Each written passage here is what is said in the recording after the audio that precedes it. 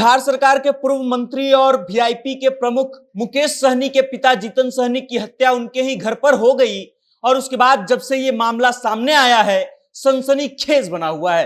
वो मुकेश सहनी जो अपने पिता से कभी ये बोल करके अपने घर से भाग गए थे 19 वर्ष की आयु में कि हम जब तक बड़ा आदमी नहीं बन जाएंगे तब तक बिहार वापस नहीं लौटेंगे, और फिर बिहार वापस लौटने के बाद वो सहनियों का एक सम्मेलन बुलाते हैं और उसके बाद खुद को सहनी का नेता घोषित कर देते हैं। मुकेश सहनी फिलहाल सहनी के सर्वमान्य नेता है, इस बात से शायद ही इनकार किया जा सकता है, लेकिन इस बात को समझिए कि जिस बिहार में नीतीश कुमार ये डंका पीटते हैं और नीतीश कुमार की सरकार इस बात का दावा करती है कि हम सुशासन की सरकार चला रहे हैं, हमारा शासन जो है वो सुशासन की तरफ बढ़ रहा है, वहीं नीतीश कुमार के राज्य में जीतन सहनी की हत्या हो जाती है। वो जीतन सहनी जो मुकेश सहनी के पिता हैं। सुबह सुबह पुलिस को इस बात की सूचना मिलती है कि जीतन सहनी का हत्या हो चुका है। उनका शव जो है छत विछत होकर के उनके आवास पर पड़ा हुआ है। पुलिस मौके पर पहुंचती है और छानबीन शुरू कर देती है।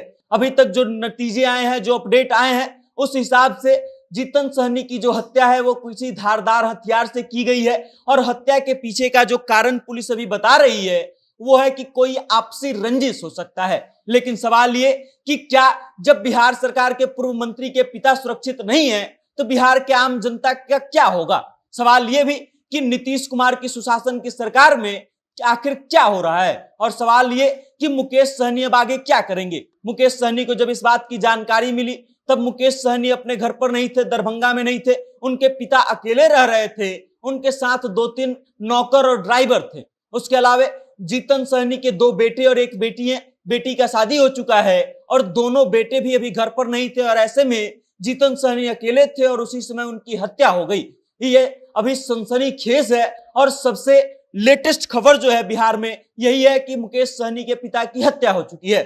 मुकेश सहनी अभी मुंबई में थे और मुंबई में जब इस बात की जानकारी उनको हुई तो मुंबई से वो तुरंत रवाना हो चुके हैं दरभंगा के लिए, और अब वो दरभंगा पहुंचने के बाद क्या करेंगे ये वक्त बताएगा। अभी कुछ ही दिन पहले जो है मुकेश सहनी ने इंडिया का दामन थामा था और तेजस्वी यादव के साथ मिलकर के कई लोकसभा चुनावों के दौरान रैलियां किए थे और इस कारण से वो चर्चा में थे, और अब चर्चा में इसलिए हैं क्योंकि उनके पिता की हत्या हो गई है। फिलहाल पुलिस जो है मामले की तफ्तीश कर रही है, जांच कर रही है।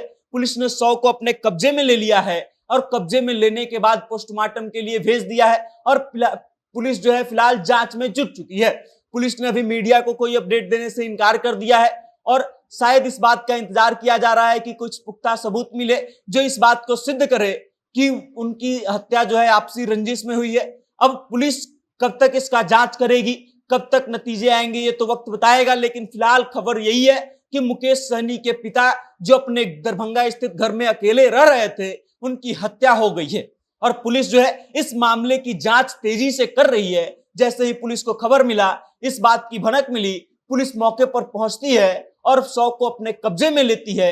शव का हालत इतना मतलब छत विछत हो चुका था कि उसके बारे में कोई टीका टिप्पणी नहीं किया जा सकता है। उसके अलावा मुकेश सहनी के घर का जो सामान था वो भी बिखरा हुआ था, तो एक एंगल शायद ये भी हो सकता है कि ये जो हत्या हुई है ये चोरी के प्रयास में हुई है।